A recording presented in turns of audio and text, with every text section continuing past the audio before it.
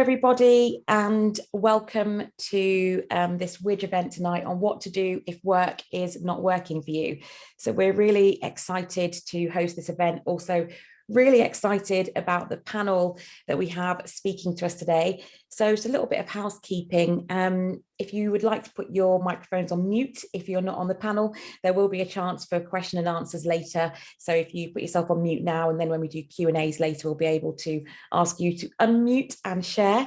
And also, if you have any questions as we go through this session, please just put them in the chat box. Let it be known it's a question. If it's directed to a particular speaker who said something you just found interesting, then I would direct it to them. But thank you all so much for joining Women in Journalism. We're really passionate about how we can make sure that everyone gets their fair share. As you may have seen the letter from our chair, Alison Phillips, how we can make things fair for women journalists everywhere.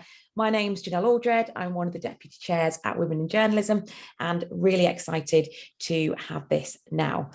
So before we go into it, I want to firstly thank Meta, our sponsors, for this event tonight. Thank them for sponsoring this, and also another event, which I will get you to put in your diaries now, on the 3rd of March.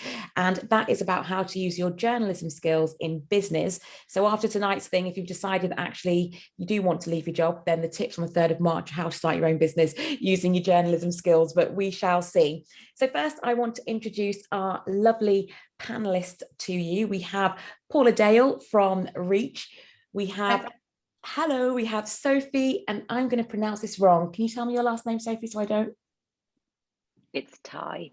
And we have wearing a tie. And we have Sophie Tighe too.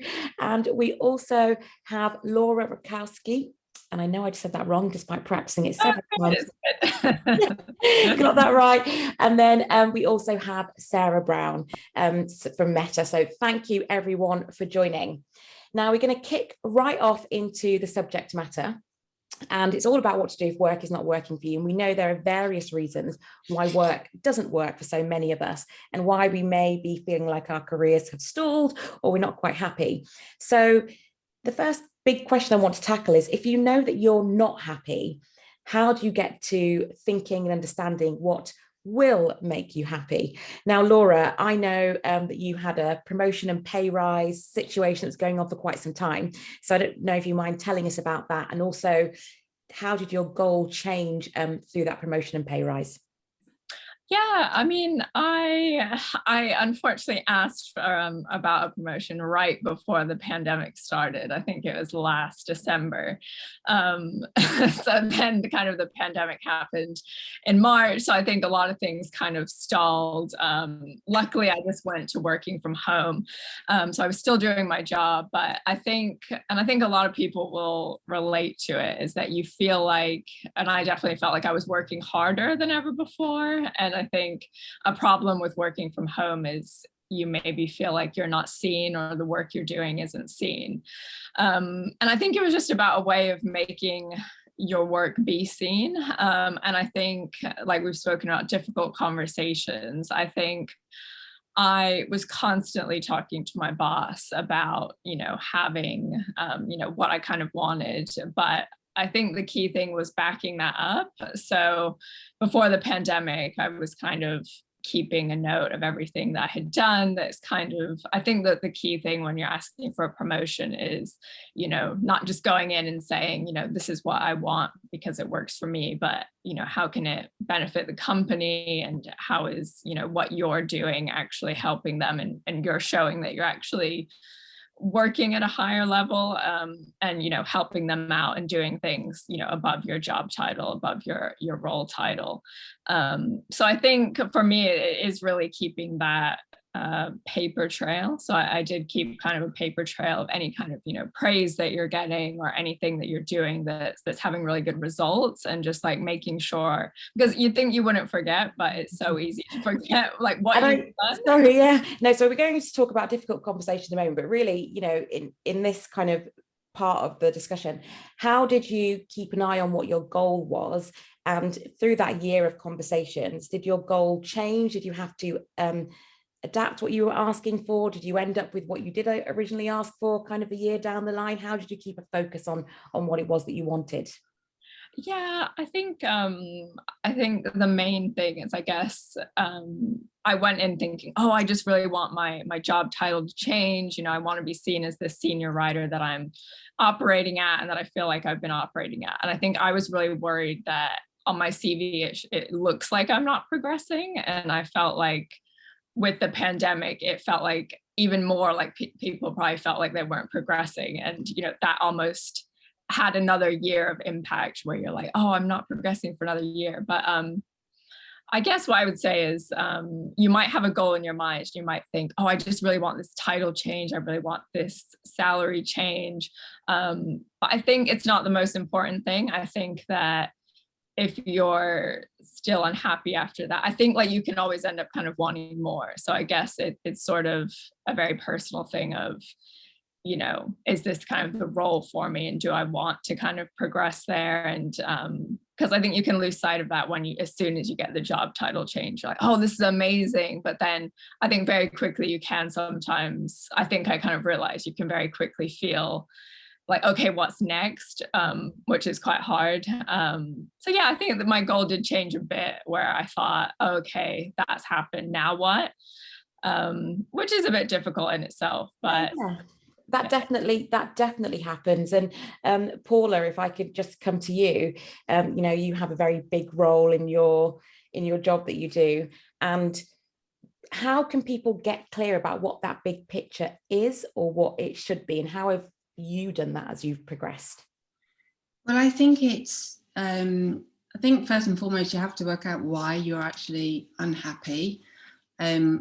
What's actually the bigger picture, what actually is going on. And I think through the pandemic, the workplace morale is actually at an all-time low, and we miss the relationships with our co-workers. So I think it's asking the question, is it because we're feeling isolated and feeling out of the loop? Because this seems to be the common thread that's running through the conversations I'm having with people around our business. Or is it because you don't feel like your career is progressing in the way that you want? So I think you have to kind of work out, is it because of the pandemic and our current kind of working conditions, or, really give it some thought and be honest with yourself. Is it more than just pay? Is it about a sense of belonging to the company and the people that you work with? So I think, what can you do to improve your situation, and or what can your employer do? So I think you have to start seeking some form of guidance, some form of clarity from your line manager, and talk to people that you trust. I think also, because we've lost that thread of communication in the way that we would normally have it, I think a lot of assumptions are made, and, unless you speak up and speak out, everybody thinks that you're okay. But I think you've actually really got to, speak out about how you're feeling, and, the best person to do that to is with your line manager. But before you do that, I think you've really got to work out, I feel a sense of isolation. I sometimes feel like I'm out of the loop. And I've worked for Reach for a long time. I've worked with my colleagues for a long time. And I kind of think, if I'm feeling like that, what about those people who've been onboarded through the pandemic? So I think having that conversation, first and foremost with people that you trust, but also having that conversation, with your editor or your line manager, start it there. I think that's really important. No, yeah, and I think you raise a really, really good point. And Sophie, I'd just love to come to you. And part of it is about networks and networking. And I think there are two levels of conversation when we're unhappy with our jobs, one of which is moaning, which is a very normal and human reaction to feeling unhappy. And I think, we all go through that. I can't believe it. I can't stand these people. How can they not see? How can they not understand? But Sophie, I'd love you to talk to me a little bit about the power of kind of networks for that second level of conversation that Paula was just kind of speaking to, and how to leverage that before approaching maybe corporate or your employer. Definitely. I think it's interesting that you kind of, that there's those two levels. There's the moaning versus networking. I do think you have to be careful in terms of morale when it comes to that kind of. I mean, I've lost count the amount of times I've said to somebody at work, can I just shout at you in this room? Not at you, but just in your general direction, because I need to vent.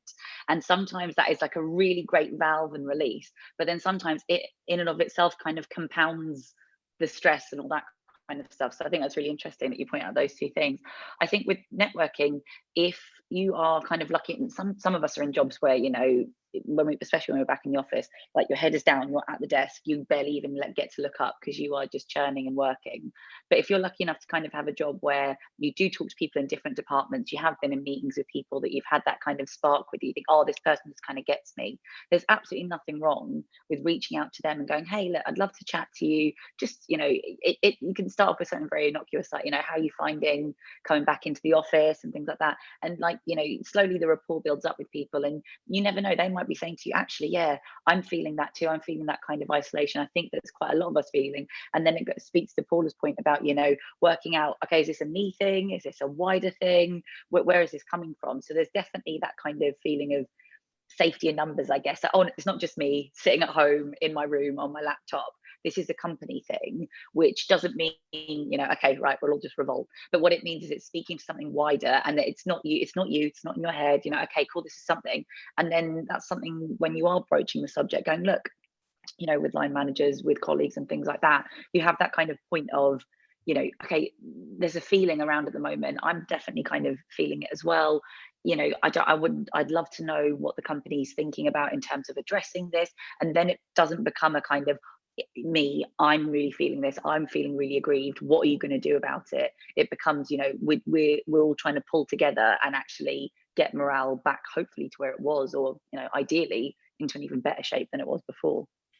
And it's really interesting because I feel like the pandemic has magnified so many things. So if you weren't happy with your job, I feel like the pandemic has put like this microscope on, I know that I've reevaluated everything about my life, because you spend so much time in your house, you're like thinking, okay, well, I can't afford to do this, or I can afford to do this, or I can't go here, and you start thinking about all of your choices.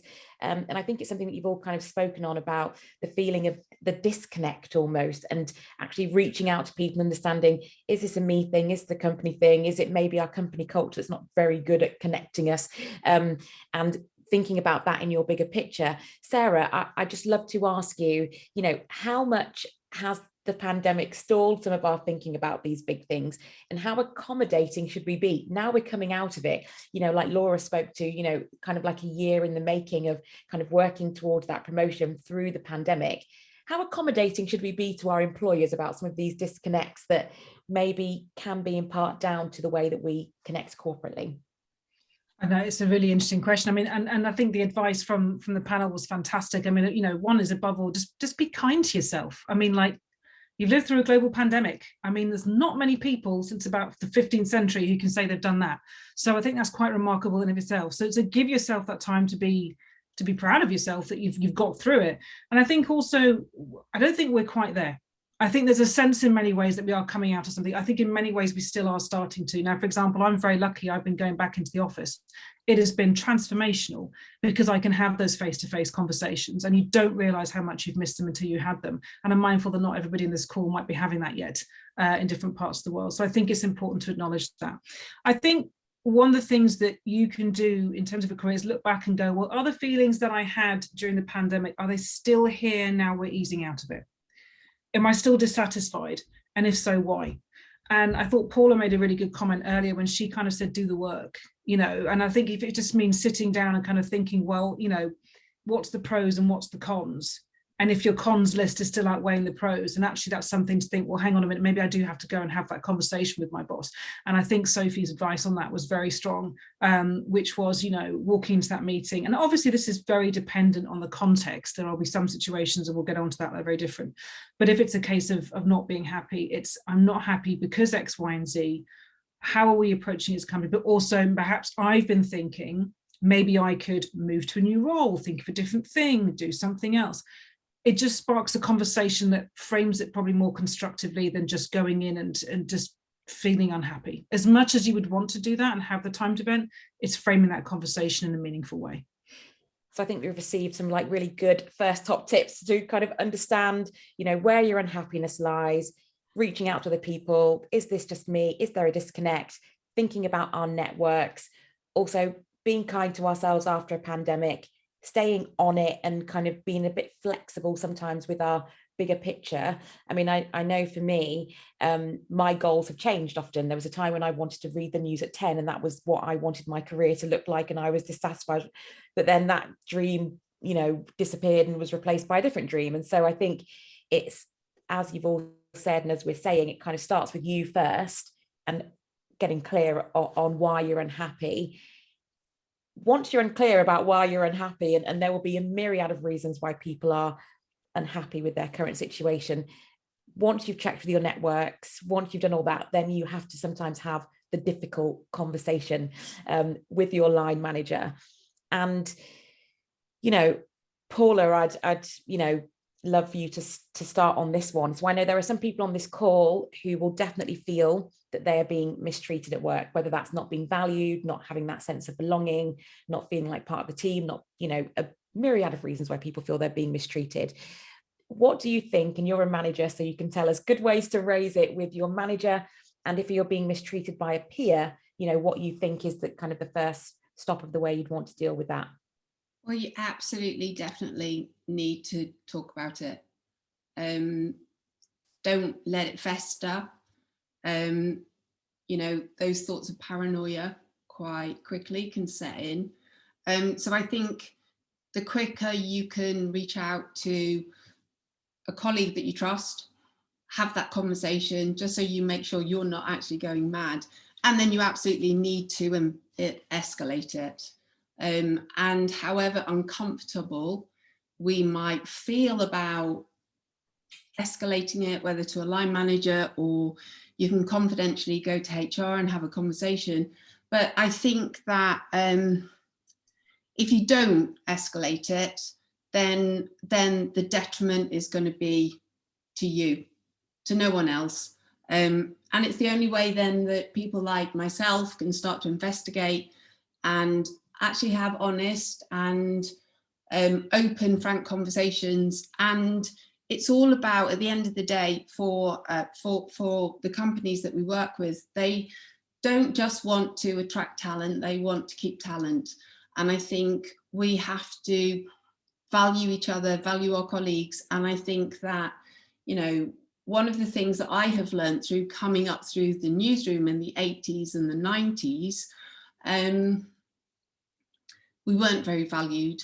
No one was valued. It was a completely different mentality, workforce. And I think things have changed. I think things have changed a lot. And I think the last thing anyone wants anyone to do is to be at home, feeling alone, feeling isolated, feeling that they can't talk to anyone. So I think the first thing you need to do is reach out, have that conversation, and you know, if it needs to be escalated, then you absolutely have to do that. I just want to come to you on something around this, Sophie, because I think Paula makes a really good point in that sometimes actually we don't realise the power that we have as employees. Often we think everything is with the employer, but actually we probably have a bit more agency because organizations need talent to do the work. That is the bottom line. And I often think even in interviews, it can become a very much, I hope these people hire me. And I tell you, and although I'm not a very good employee, which I know I'm completely unmanageable, which is why I consult. But, you know, I often go into interviews thinking, well, actually, I wonder if I'm going to like them. How do we keep this power dynamic in that awkwardness of those awkward conversations? Not that you're more powerful than your employer, but to not completely give away your power and your agency in that situation. Yeah, I think it's a really delicate balancing act. There's a definite balance that you need to take there, because, you know, when I first started out in journalism, you know, 10 years ago, it was, you know, we were just coming off the back of the recession. It was very much like, you are lucky to have a job. If you walk out, 50 people will fill your seat. That just was the feeling amongst me and all my peers, definitely. And especially because it was just as digital was coming up. So yeah, it was just a lot of the whole like 0-hour contracts, that kind of thing. So you didn't feel like you had any agency at all. And then, you know, as you progress in your career, little by little, you do have a tiny bit more, a little bit more, a little bit more. And I think it's a balancing act, because I've been in both positions. I have been interviewed, I have interviewed people, and I know, you know, as an interviewer, if someone walks in and it's kind of like, dazzle me, you know, as in the prospective employee, I'm like, oh, okay, probably not the kind of person I want to work with, because, you know, for obvious reasons. But then at the same time, I think if you walk in and you hold yourself with confidence and you go, hey, okay, here are, like, you know, going old school, here are my cuttings, here's my, you know, here's my portfolio, this is what I can do. That's how you show confidence. You know, it doesn't have to be in an arrogance. Your confidence is you and your talent and your work and what you do. And, you know, I remember this was like an old sales trick that I got taught when I used to work in retail. It was like, you know, once you talk about something passionate that you're passionate about, you get animated, you get really into it, you know, that comes across. That is a power in and of itself. And, you know, if you are excited about your career and you're, you know, want to give us an example of a time when you X, Y, and Z, you know, those questions that we all dread. If there's something that you've worked on that you're really passionate about, just talking about it in and of itself, that will come across like that you are somebody who is passionate, who is talented, who's someone that they want on their team. And it keeps that balance without, I think, having to kind of be aggressive about it or anything like that. But what you're saying is, hey, look, this is me, this is how great I am. And, you know, if you employ me and if you give me great work to do, I will be talking in a couple of years' time, I will be talking like this about the work that I've done for you guys. So that in and of itself is a way to kind of, I guess, like, you know, back yourself. But, you know, you're showing off what you can do whilst also being, I think, a very attractive prospective employee. And this kind of comes to a bit of a point that you made, Laura, earlier, you know, in that kind of year-long dance. And I think a lot of these conversations, a bit like, you have to approach a bit like dating, you know, like, I want to impress you, but I want you to like me too, you know. It's a bit of give and take, I think. But Laura, you know, you had some conversations, and keeping it on someone's radar for a year can potentially feel like, oh, you know, am I pushing too much? Am I you know, pushing too far? So how do you prep for those conversations? And do you think you got better at those conversations, you know, the more of them that you had? Yeah, I definitely think they get easier the more that you have. I think the first one I was so nervous, but I think maybe this is lucky, but I did have my first one with my line manager on a video chat like this one, which it was still scary, but it's almost less scary. So I think even if you have them in person, I think the best thing for me was having my notes there in front of me, so that I could make sure that I touched on everything. Because I think sometimes you go a bit off topic, or someone might want to sway you and you're like, no, I really want to get these points across. So I think just having those in front of me was really, really good. And I think as well, like, you don't want to be annoying and like, right, let's have the same chat about what I've been chatting to you about. But I think just reminding someone is really helpful. And I think you should be on their radar, and you should be almost annoying to the point of being annoying, because it is important. And I think the way I think about it as well is, like, I always, you know, read those stats, and it's like, you know, men in the same position would have already had this conversation. Like, I think as women, we really do ourselves down in, you know, not wanting to ask for the money and not like wanting to have that awkward conversation about money. But I think you have to really know your own value and your own worth. And that just helps you to have that conversation, because you're like, you know what, I am doing the work and I, you know, want to be valued for that. But I think as well, being calm. And I think as time went on, I think I approached it very kind of softly and, you know, oh, you know, this, just wanted to chat to you about this. But I think as time went on, I got so much better at just saying how I felt, but in a calm way. So by the end, I was kind of saying like, no, I am really frustrated. Like, I don't feel motivated because I don't know what I'm working towards. And I think, like, if you do have a line manager, you know, who is open to that. I'm lucky, my line manager is very good. You know, I think people do respond to that just by you being honest and saying, like, look, like you said, you know, we all have a role to play within our own companies, and they're really important. And I think just saying, you know, look, I'm frustrated and that's, you know, affecting my work. Like, what can we do? Or, just asking next steps is really helpful. Or like I said, keeping that paper trail. Like I said to my line manager, I was like, I want to kind of have the proof that we had these conversations, and see what we can work towards going forward. No, yeah, and I think it is so important to keep your own notes about kind of what's been said and what's been agreed, and sending it on email. And sometimes these things can actually feel quite Machiavellian. And I think as women, we definitely lean away from those things, because and I want to come to you about this next, Sarah, because we've heard the word before, like aggressive, and we hear words like agreeable and calm, and, you know, no one, I doubt people say to a man, you know, you're just a bit aggressive when you ask for that pay rise, because all the research shows that women do ask for pay rises. People say women don't ask, women do, and they often don't actually get them.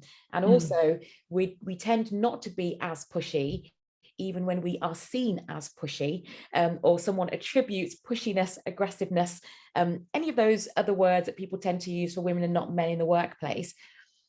How do we kind of push through that ick that we have of being quite forward? You made a great point. It's the language.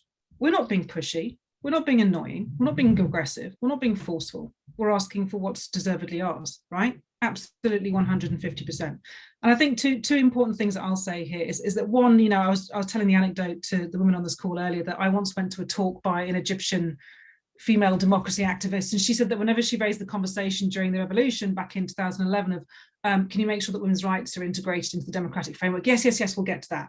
And she was like, well, no, because you always say that and then you never get to it and it doesn't happen.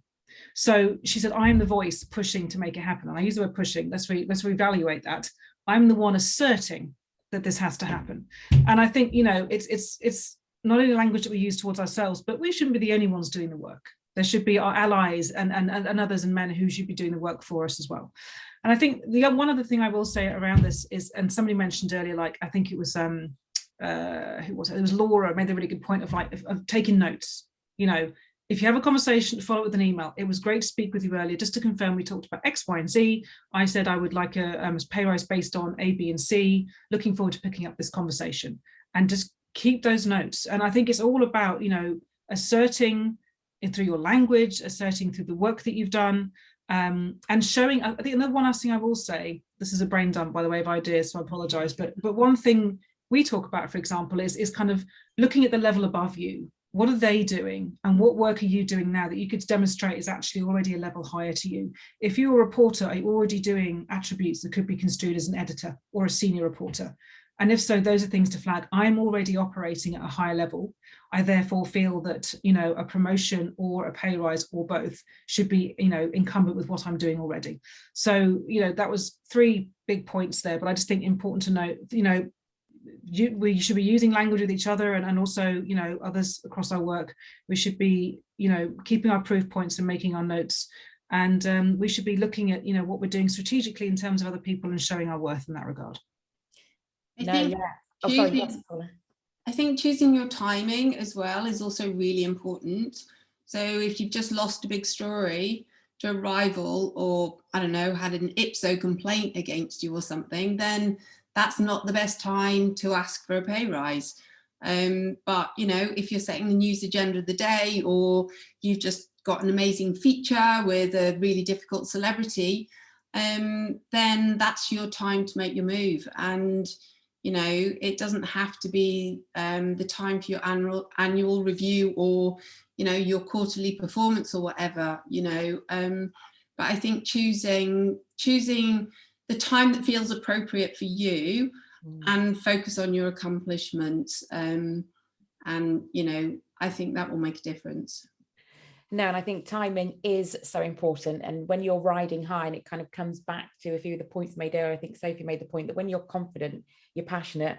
When you're passionate, that comes through. And in that conversation, it's kind of like you're so excited about the work that you're doing and all the value that you're adding. It's a much more compelling case. And I know when I've managed teams and people have come to me for pay rises, you know, sometimes people haven't come at the right moment or not off the back of a win. And actually, it's a bit kind of like, well, how are we going to justify this, you know, in the light of everything that's going on.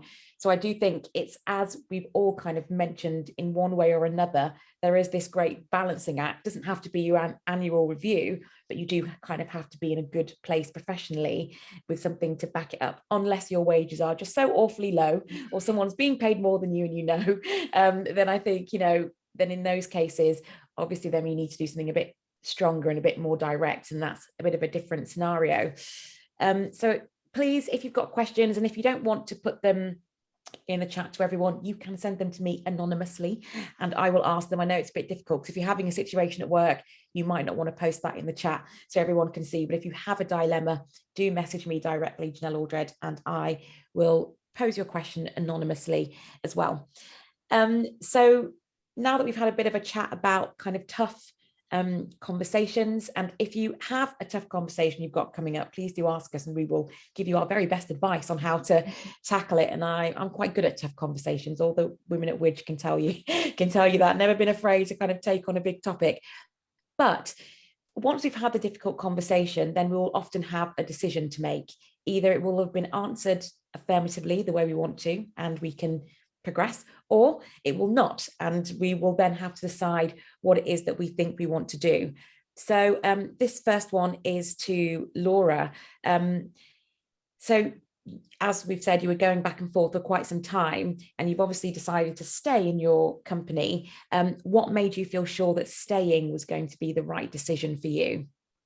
I was going to say I'm back. Sorry, my internet went out. That's the joy of these things. But no, I really enjoy my job and my company and my boss. I think it was just frustrating that I wasn't kind of getting the progression, especially when people are saying, you know, oh yeah, you definitely show this level, you know, and stuff like that. And I mean, don't get me wrong, it was really tricky. I think what's good sometimes is to see what's out there in terms of other jobs. But I do think it is about, I think if what I had been aiming for wasn't possible, I probably would have left. But I think with it being the pandemic, I think just knowing that I had like a safety blanket of a job, you know, I think it was a really difficult time in terms of that. I sort of cut them some slack. I was like, you know, we have no idea what's going on, and at least I've got a job and stuff. So, but I think staying was definitely the right decision, because I just think you have to do it so that you get what you want from it. So I think even, you know, if, you know, in the future, like I'm sure, you know, I will change job in the future, but I think it's, you know, looking at job ads that might interest you, but then kind of just being really like open with your line manager about what you want to get from it, and saying, you know, oh, I don't have management experience, or I don't have client experience. Like what, you know, what can I do to get that? So that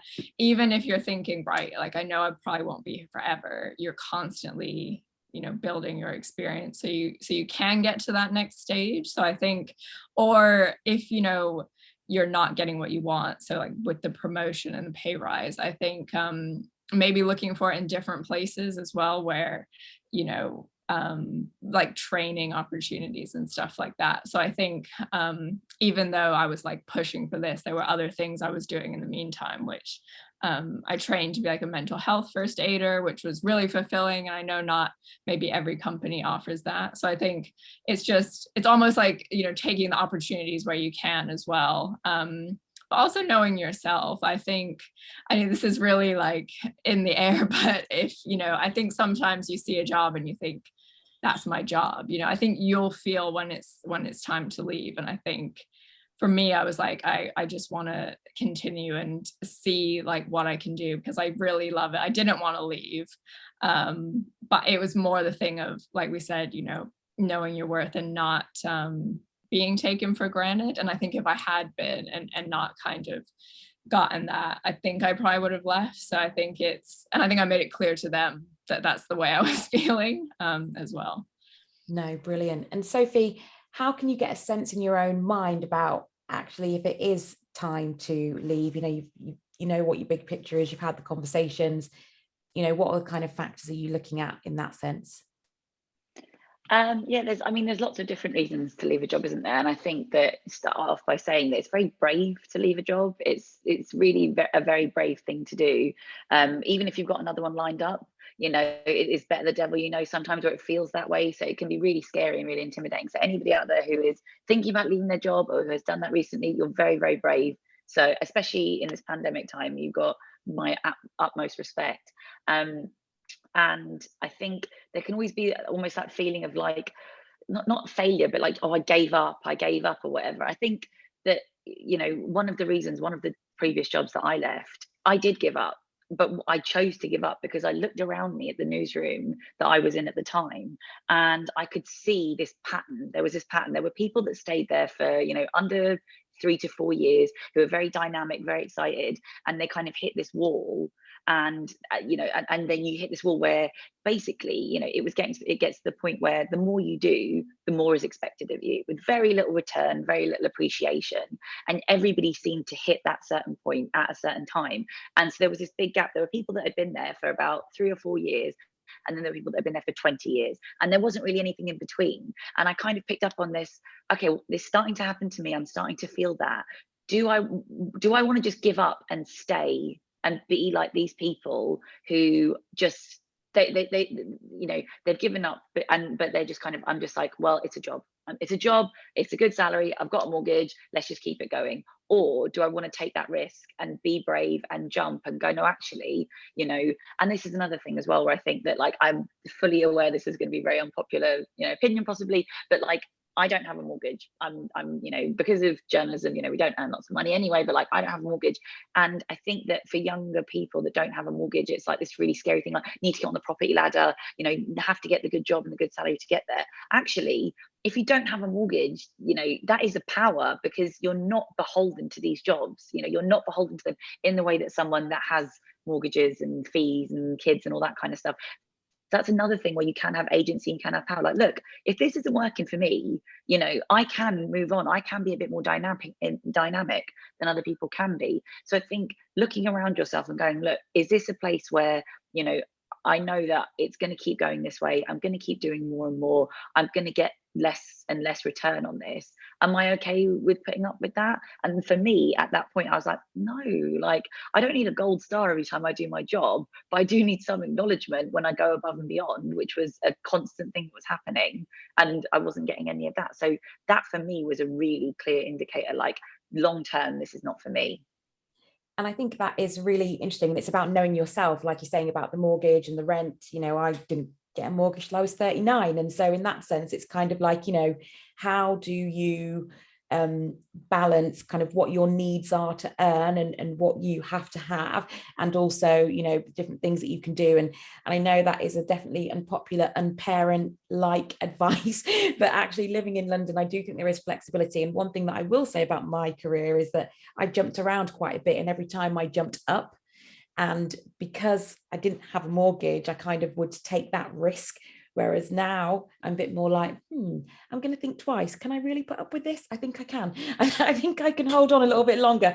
So I do think there are some interesting things about different stages of life in your career that sometimes need a different approach in that decision about whether it's time to leave. And when people, if they do make that decision, Sarah, is there a good way to leave, or what is the optimum way to kind of move on and move forward? Yeah, I mean, it definitely depends on the circumstances, and I'm also very mindful that there's a way to leave. I'm sure lots of people have been really, really tempted to do, and it probably involves a few choice words and then a kind of so long and sailing out the door. We've all thought that, I'm sure, at some point.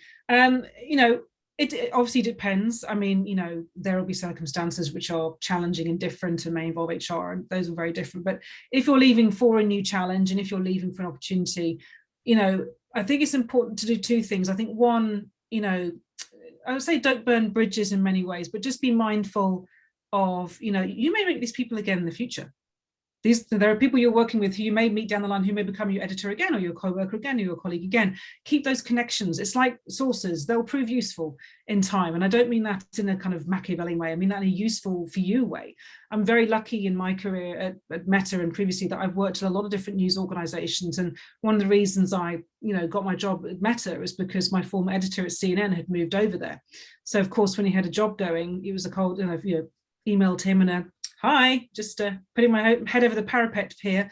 And it worked. I'm still here nearly 7 years later, which, by the way, 7 years at Meta is about 50 years at every other company, given how we go. But I think it's being mindful of that exit and how you approach it. And I think also leave in a way that kind of closes the loop with your colleagues. Like, it's the good handover, making sure that things are in place, making sure that people feel, you know, when we don't have a big hole that because you've left, we feel like we're obviously sad you've gone, but you've put your handover in place, you've put things in such a way that it feels like it's well done. And I think one other point I would like to make is the moving forward piece, which is that a lot of people, when they go for a job, they go for the job, they don't always look at the company. And I think it's so important to look at the company and the culture that you're joining, and is that a fit for you? Because that might save you a lot of short, mid and long-term pain if you find somewhere that you think the job was a fit, but the company culture wasn't. So really think about that too. Think about you forward as much as you backward in that respect. I have definitely in previous years asked a lot more questions about the culture. Like some of the questions I ask people I manage is, you know, how do you like to give and receive feedback? But that's also a good question for your manager.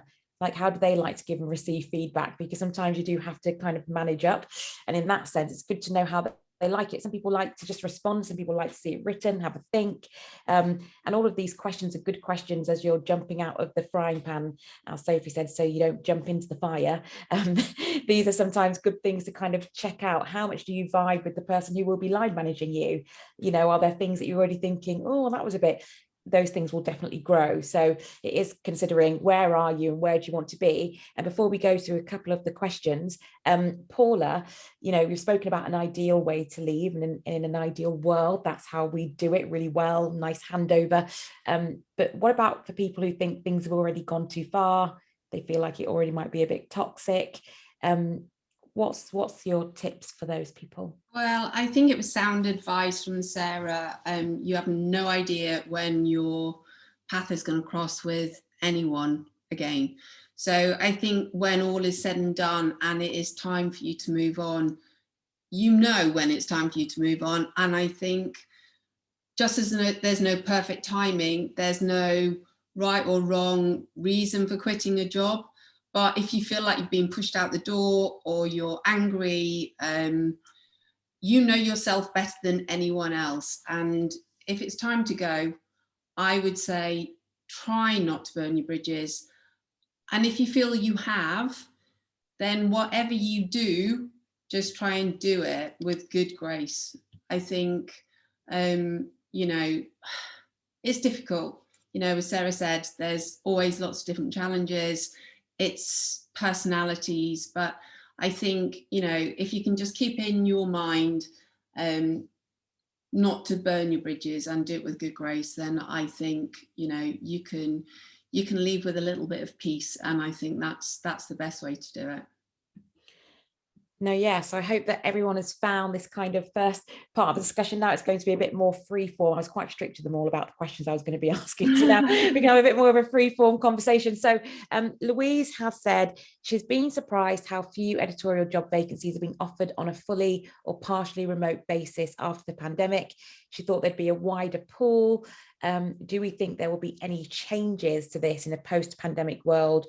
Or does it look like things will go back to how they were? Paula, I know you are quite senior in Reach, so tell me kind of what are you thinking about the future?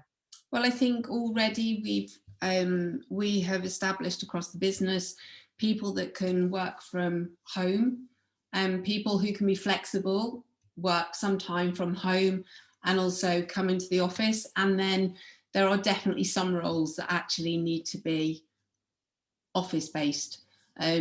But I think employees now are a lot more open-minded. Technology has proved that actually we can do it. I never thought in a million years that the whole of Reach would move wholesale to work from home. Some news organisations have chosen to just stay in the office, like the Daily Mail, but we have done it. And I think those opportunities are there. And I think even if a role is advertised as, you know, working from the office, don't be afraid to have that conversation, because you never know how things change. So I do think those opportunities are definitely out there. No, brilliant. Thank you, Paula. And someone said, hi, Sophie, not sure why your mortgage point would be unpopular. It's an excellent one. I never wanted a mortgage. And I must confess, I didn't want a mortgage either for a really long time. I don't know what made me do it in the end, but I don't know. I didn't mind renting. I think in London, you kind of accept as a journalist that you are going to be renting and not paid too much, but doing something that you really love. Like, I don't know, do you want to say anything more about that, Sophie? I mean, yeah, I think, you know, it's much like life. You know, you hit 30 and it's like, are you married? No. Do you have children? No. Well, do you at least have your own home? Also no. And, you know, it's these markers, these things, you know, it's very, very easy to kind of get these blinkers on and be like, if I don't have certain things. And I know friends of mine, I was definitely in that place a couple of years ago. I was like, I need to get a mortgage. Then maybe my parents will take me seriously. No, that's a joke. But you know, but then but yeah, kind of 50-50. But that was genuinely one of the reasons that pushed me to leave a job, because I was, you know, viewing flats, I was looking at places, I was doing that, and you know, and then I would be working and I'd be having these, not even conflicts, but these like these real kind of crisis of like, God, does this sit right with me? Is this what I want to be doing? And I just had a moment one day where I was like, if I get a mortgage, I have to work here. You know, I'm going to have to work, not forever, but we're staring down the barrel of a pandemic. We have no idea what the world of work is going to look like over the next 5 years. You know, I'm going to have to keep working here. And I pulled out of buying a flat because I was like, no, it doesn't sit right with me. I can't tie myself to this place, you know, for that kind of indefinite period. And I think, yeah, that's why for me, I think there is power in not being tied down with a mortgage. I mean, I'm not saying that I would say no to a very nice flat, but you know. But right now, not on the top of the list. And someone mentioned this earlier, and I've got a question, I'll come to this next, but someone mentioned earlier about getting locked in these battles where we don't want to lose, like giving up your job feels like you're losing or you're not winning. And I know sometimes I felt like I don't want to let them win, like I'm not enjoying it, but I don't want to let them win. I don't want to lose. How do we sometimes, I think, move past a bit of our ego, which every human being has it, and everyone has biases. There's not a human being in the world that doesn't. How do we sometimes move past a bit of that to kind of push our way through? I mean, I think it goes back to what Paula was talking about earlier about like knowing the right time for you and things like that. I think, and again, to the mortgage point, I think it'd be so easy for us to be inundated by what is expected of us. This is what your career path should look like. This is where you should be going. These are the markers you should be hitting. This is what your job title should be. This is what the salary should be. All of those things. And that can really cloud what we actually want and what's actually driving us and what's motivating us. So I think taking a step back and really digging and going, okay, you know, is this coming from a place of I'm feeling hard done by because I've got this notion in my head about what my life should look like and what my life should be? Or is this coming from a place of actually, I'm really, that's really hurt me. That's a personal thing, or that, no, actually, that is a real, you know, issue that I've got there. So I think, yeah, trying to separate what are your actual feelings versus what is societal pressures that are put on us, especially as women as well. There's lots of things that are put on us as well. To trying to separate those two things is probably a good place to start, I would say. Brilliant, thank you. Right, now we've had a slew of questions, so I'm going to put them out there, and then panelists, can you give me like your most pithy as journalist answer to the question? So someone said they've been offered a job in London and they're moving from a local to a national. It's their first big jump as a reporter and they're a bit scared. Does anyone of the panelists have some tips for moving to a national? Just be yourself. That's why you got the job in the first place. And we last year we went through a transformation. The regional titles of Reach were very much separate from the national titles. But what we've encouraged people to do in the last year or so is there's a lot more collaboration between the nationals and the regionals. And actually the mechanics of the job aren't any different. All you're doing is moving geographically. So yeah, just be yourself. And that's the reason why you got the job in the first place. So have the confidence to just go for it. I think if you're willing to take advice from a former journalist, when I first moved to London, first of all, there were 4 of us in a 1-bed flat, which used to be quite bizarre in the evening when my friend would say, I'm going to my room, and he would just put his 2 feet in a sleeping bag and pull it up to his chest. And that was his room. Hopefully you have a slightly better situation than that. But I joined an offshore finance magazine. So business publishing at the time, probably not so much now, but B2B publishing was very much kind of a really good way to get in the door and get promoted to like a news editor position quite early. And so I was working for an offshore finance magazine. I can safely assure you I know absolutely nothing about offshore finance. I do now. But what I learned very quickly is that there is no stupid question. And don't be afraid to ask the stupid question. I mean, in my opinion, that's kind of advice for journalism as a whole anyway, but it's you're in a learning phase, and use especially that 6 months of your job is a great excuse to be like, I've just moved here, I'm here for my first 6 months. Ask those stupid questions. That gives yourself the good groundwork to get the good answers and to give yourself a really good grounding. So, by all means do that. And hopefully you are moving to a flat which has more room and less people as well. But good luck. I'm absolutely positive you're going to smash it. Thank you. So another question is, when interviewing for a staff writer role, how can someone who started out as a freelancer and has no newsroom experience stand out among other applicants who have the right experience and can easily move from one publication to another?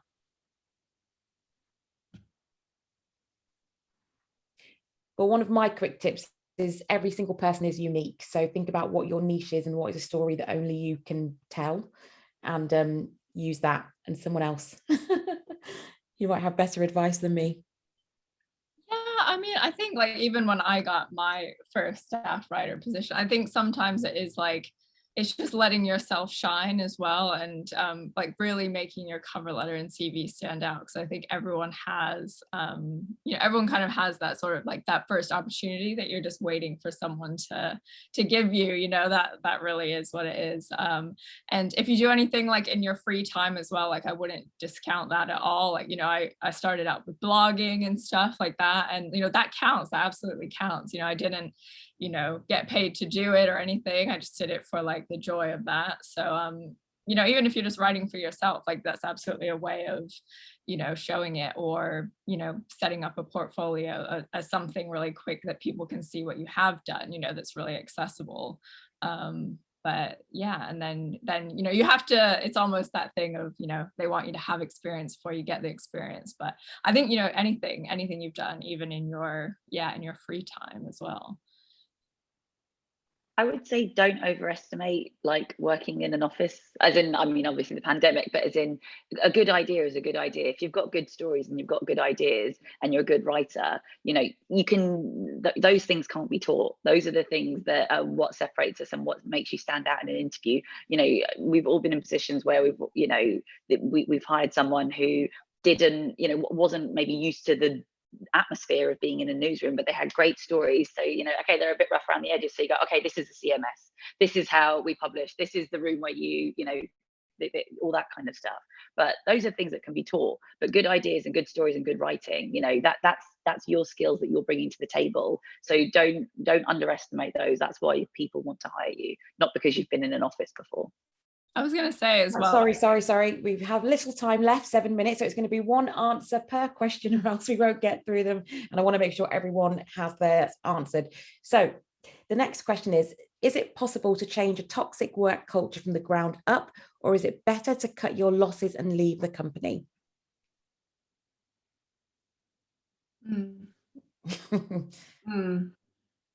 I would say we all have our part to play. And I think if we all play it and all respect each other, then I think it is possible to actually change the culture and change the dynamic. But I think we all have to do it together. You can't do it on your own. What if senior leadership you think are not bought in or are part of the toxicity? Do you think it's still possible? I think senior leadership changes. And I've experienced that from within with friends of mine, colleagues around the business who might have had quite a toxic line manager. But things do evolve, things change. And I think don't feel that you've got to give up your job because of that bad influence, because you know, if you're feeling that there's a bad influence, then others will be feeling that too. And I think things can change. Brilliant. I'm thinking of going back to freelancing again as I did before the pandemic. Good idea or not?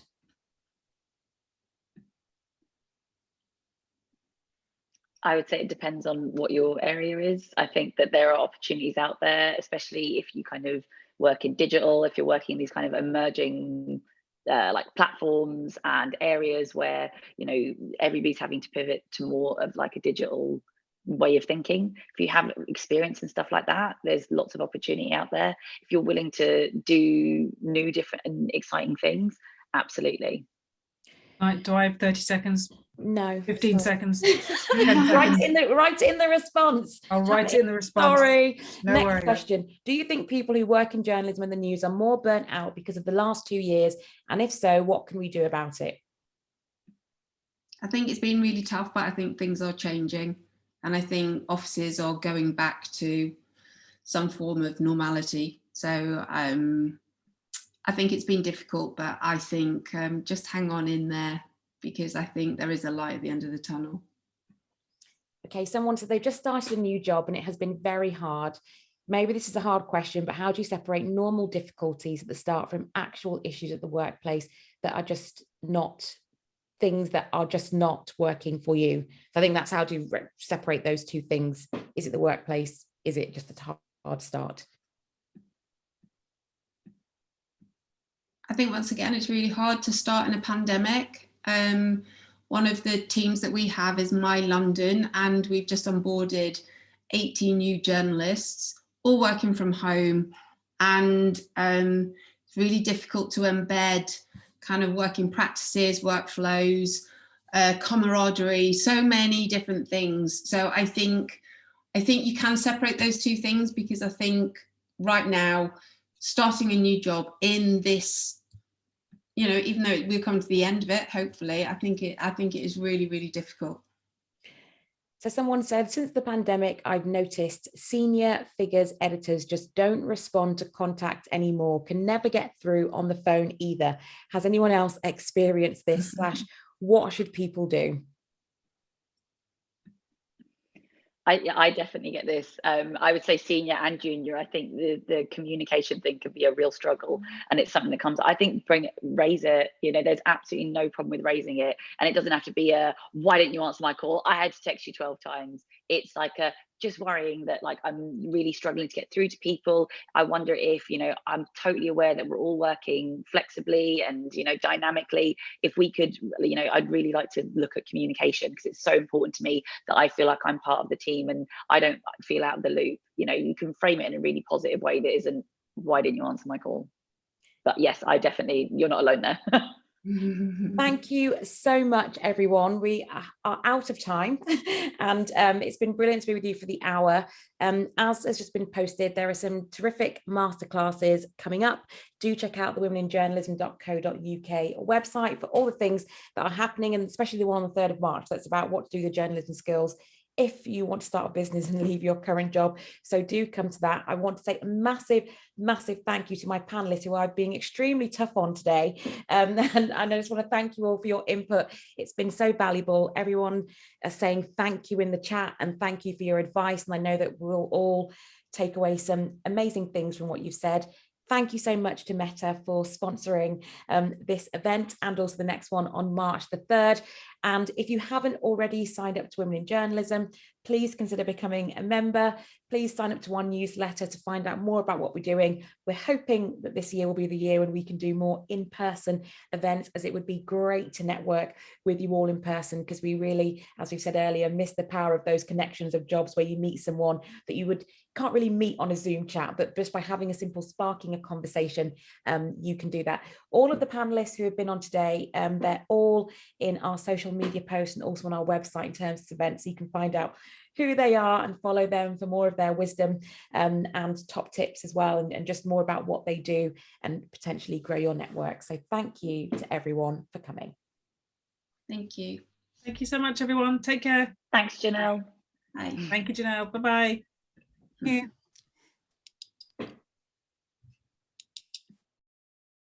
Thanks so much.